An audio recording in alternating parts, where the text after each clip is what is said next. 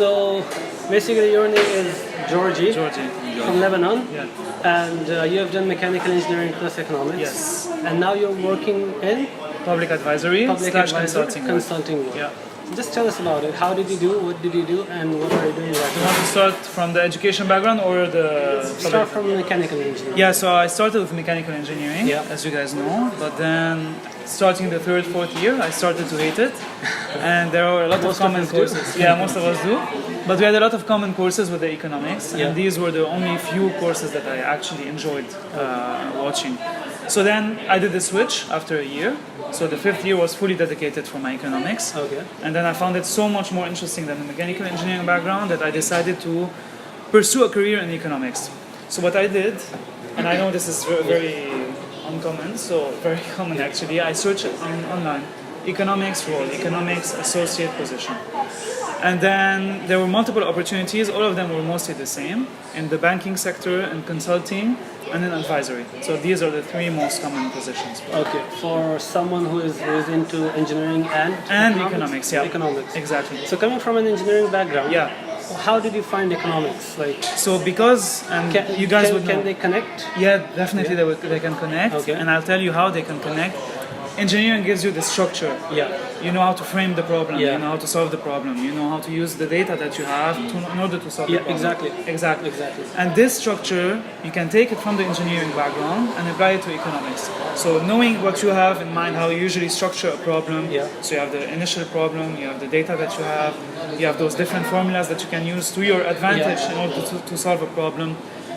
You can use all of this framework in your mind to solve open problems such as economics, and you would know, Ali, how... Was that an easy decision to make, or you found it pretty difficult to move from the technical side of things? No, I actually found it easier to move from the engineering background to the economics. It's actually very good that you point that out, because I asked someone who did mechanical engineering, but then they started their own business. Yeah. And their business is running pretty well. Okay. But that guy is making his children do engineering again. Wow, So okay. I asked him this question, like, we as engineers want to come into the business world. Yes. You are a business person, but you are making your children do engineering. Yeah. What's the connection? What's you the know? reason, yeah? And his answer was exactly this: that engineering makes your mind tackle a problem the way it should Exactly. be. You know? Exactly. He was like, it doesn't really matter what kind of engineering you do. All that matters is you should know the process of how to solve a problem. And this is the thing, you know, I mean, all of the people who are watching us right now, the point to sell in engineering is you can analyze data, the problem solving skills that you get. I mean, this is what you sell in your interviews even, you know. Yeah, 100%. I mean, even if you are going to some like business related field or whatever, if they ask you why engineering, this is what you sell. Exactly. Yeah. Engineering taught me problem solving skills. Problem and solving, you know, looking in data and like taking stuff from data and analyzing data and then making reports on the data and solving problems. This is what, everything. Yeah, this is what engineering Exactly. does. I mean, this is what I felt again. Like during the engineering process, you don't really realize what you're doing. 100%. All the exams, all the tests, all the assignments. But once you're done with that, you realize how it changed you as a person. Of course.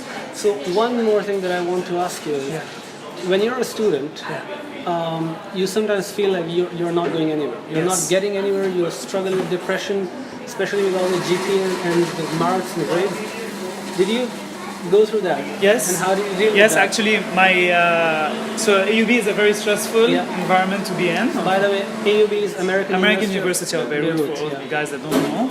It's affiliated to NYU. Yeah. So it's sort of the same American system. GPA is the most important thing. Yeah. Exam, the stress. Everybody knows this. Actually, my GPA wasn't that good in engineering. And as you know, when you want to transition to the business world, the first thing they look at is the GPA. GPA, yeah. So how do you tackle that? Well, first of all, it's about how you market yourself. What do you like to do? So even though I had bad engineering grades, let's just say that overall, I knew how to sell myself. First off, through my internships. So you have to go try different types of internships. One in HVAC, HVAC, one in oil and gas, one in marketing. I just tried my luck in marketing. So you have to try different types of stuff just to know where you're going, first of all. And don't get too stuck up on the GPA, because this is definitely not a determinant, even though it's a facilitator. So if you have a high GPA, it's much easier for you to transition everywhere. So I'm not saying don't get good grades, I'm saying good Don't grades. get hung up on them. Exactly. Don't get hung up on them. So it's about the internships that you do, and it's about how you market yourself Yeah. as well. And then if you can do the extra stuff, outside of school, so the online courses, the internships, the communications that you have. So this is my first time meeting Ali, so we're gonna be a connection from here till the end. So it's about the connections also that you make. And it's about being comfortable in your own skin. So this is who I am, these are my strengths, these are my weaknesses. I'm gonna double down on my strength, not on my weaknesses. I'm gonna go explore. I'm not shy. Awesome. Awesome. Yeah, awesome. That's it. One thing more, that when students, I've seen a lot of students that when they're applying to companies, they make one CV and then they just apply, Yeah. How do you see that practice? That's a very bad practice. Yeah? Because a CV that's good for one industry can be just catastrophic for a different industry. So you would try to, maneuver how your CV is framed generally to better suit the environment that you're applying in. So for example, I had some internships in engineering, I had some internships in marketing, and I had some internships in advisory. If I wanted to apply for an engineering role, I would focus more on my problems, the technical aspect of it, and on the fact that I'm a very organized person. I like to structure problems. However, if I applied for the marketing, I would frame it in a way where I'm showing that, I have this knowledge about the market, I did some analysis about the clients, so it's how you always position yourself. So never do one CV that's suited for everything. Definitely not. I've seen that repeatedly. Definitely not. Another thing is that like me and Sufi Ali come from a very technical background. But technical in the sense that in the industry we have mostly seen people going into the maintenance side of things. Okay. Maintenance industries or the automation or the typical industries, You're someone coming from a consulting background. Yes. Tell us about the consulting world. How does that work? What kind of work do you guys Definitely. do? Yeah. So talking back about the engineering education, this is what the consulting work mainly focuses on, the problem structure. It doesn't matter if you have a technical aspect in engineering and economics and business. If you know how to frame your problem, you can solve almost everything, even with the little information that you have. So I chose consulting, or I looked at consulting because it was very diversified. It just opened my mind about different types of stuff, the private sector, public sector, the different projects that you have. And then using my knowledge about the engineering background, this is what they focus on. How do you frame the problem? You have this data, how do you use this data? Even if it's data that you don't know about, it's still about how you maneuver your way through this data. And then, following this analysis that you make, then this is when they ask, how can you make, based on the analysis that you just did, how can you make recommendations to the client? So this is where you have to get creative. And I think this combines a number of different skills that the engineering background alone doesn't give you. You have to be creative. You have to be, enthusiastic as well. Because sometimes in engineering you do the same things. Okay, it's maintenance. You have to get out of your comfort zone. Exactly. This is out of your comfort zone. And what makes this exciting for you? Like, what makes this? The connections. So the client meeting. So there is a lot of meeting new people? A lot of client meetings. So instead of sitting down on your desktop, doing the same type of stuff, you go out, you meet different people, different backgrounds. You learn a lot about the different industries because consulting is not limited to one industry. It can be very diversified. Very diverse, So you can go into the auto industry, renewable energy industry, the IT industry. It depends on what your preferences are. And then it just expands your mind in so many ways that sometimes engineering alone can't do that. I see what you mean. Yeah? So if you wanted to go back and start over the university thing, what would you do? Would you choose the same path or would you do things differently? I always said before, I hated the fact that I did engineering. I would have done economics and business. But then thinking back, the economics and business would not have given me this problem structuring skill that we're discussing a lot. True that. So there's no, even if you might not like engineering, the fact that you did engineering is never a bad decision, whereas doing a business or an economics alone can be a bad decision, especially if you want to diversify in the end. That's a very good point. That's a very good point. I think it's the same for me as well. I mean, even though I'm in the IT field now, or the software thing, but I don't think I would want to let go of my mechanical engineering. Never. I mean, the best part about this is the amount of things you can sell. Yeah. You know, after the engineering degree, you can sell lots of things. You can sell your sleepless nights. You know, Exactly. the nights you have spent on projects. 100%. I mean, if they ask you what are your accomplishments in your interviews, you can sell them. I mean, Can I tell you also something ironically enough? In the consulting world, even though it's mostly business related, they prioritize students from an engineering background, which is crazy. Yeah. So even though you're from the same university with different backgrounds and you have the business background that they want, they prioritize the engineering students because they have this capability, this mental capability that other students might not have. So it's never a bad decision. And how about like, so if someone gets into, let's say, a maintenance-based company, they can maybe get to the managing director or some that level, yeah? Definitely, yeah. Where can you get in a consulting career? What's the upper limit of that?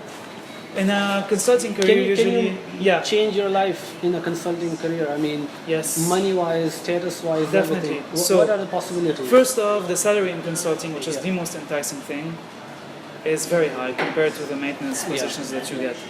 Now, the number of hours can be extreme, but I mean, this is the price to pay for the first of the education that you get, and second of all for the money that you're receiving. And then it depends on the company. So if you're in a small consulting company, you can move up on the scale much more quickly than in maintenance engineering background. If you're in a big company, you would still get these opportunities depending on the work that you do, but in a much slower pace. There are no limits in consulting to where you can get. You can start from an associate position, then move to a senior associate, a manager, a principal, and then a partner. Nothing holds you back, which is not necessarily the case for the engineering background. Sometimes you have this ceiling. You have the ceiling, and there are no ceilings in the consulting work, but you have to put in the work. You have to put in the 8, 9, 10 years. Yeah, I mean, I can totally second you on that. Yeah. In my building, there is this guy who is auditing associate at Deloitte. Yeah, Deloitte, yeah. And that guy would come at like 2 a.m. I've seen him come back with the bag in his hand, at 2 a.m. and then leave at 8 a.m. again. Yes. And he's like, we're in the auditing season. There's this work, no excuses, nothing. No excuses, nothing. Yeah. But from his lifestyle, you can see that he's getting really good. And when you're passionate about something, it you are ready to really put the matter. time in. You don't care about it. If you're not passionate about something, even 2 hours in the work would be like. And can I tell you killing something thing, also? So you're not just confined to the consulting world, because if the client loves you, the client would want you to be in the company. Oh yeah. And this is where your salary can, double, triple, quadruple, because you're the expert that worked with them, make them better. So it's not just consulting; it's also the client exposure again. Which Exactly. And I think it also opens up a lot of possibilities for, in future, if you want to set up your own consulting. 100%. Oh yeah. Even your own business, because you've seen how things everything, go. everything. And you can use all that knowledge to and the contacts you made. I mean, the contacts you made and the people you met in the It's in a the great various transition. industries. It's a great transition. Perfect. I don't know. Apparently, in Pakistan, it's not the case. In Lebanon now, it's a flourishing field. So anyone that's graduating from, especially engineering, as we've said, are looking directly to the consulting world, because it opens up so many worlds for them. And then I would recommend everyone that's studying engineering to at least take a look at these opportunities, even though they might not be popular, because in a number of areas, in a number of regions, this is the best transition you can make. I mean, can we move on to the career side of things, like the job industry itself? Yes. So all of us graduated, right? And then we moved to the industry. Yeah. How do you penetrate the industry sector itself? I mean, the place you want to go in. How do you penetrate the industry? Like the platforms you use, LinkedIn or whatever. How do you do it? Oh, exactly. This is a great question. So the internet has extremely developed in the past 5 or 6 years. Before, you had the excuse of, I don't know too many people, I have no contacts within the government. This is not an excuse that's valid anymore. You have a number of platforms. LinkedIn is the prime example. Yeah. You have to search for the experts in the field that you want to go in. You have to look at for example, the alumni, the different students that are within the different universities. Your idols, there's no shame in sending an email to or a And DM. I have received responses from them. Exactly. I have received responses from them. Exactly. I know 5 or 6 of my friends that have received directly offers from LinkedIn connections to get those different positions they were seeking. And then you also have the education platform. So edX, this is where we met, from Pearson X. Fantastic platforms. Yeah. There are no excuses. You want to explore a field, you can go online. I want to explore marketing, digital marketing. Write digital marketing, online courses, you would find a bunch of online courses from different universities. Free and top quality. You don't want the certificate, don't get the certificate.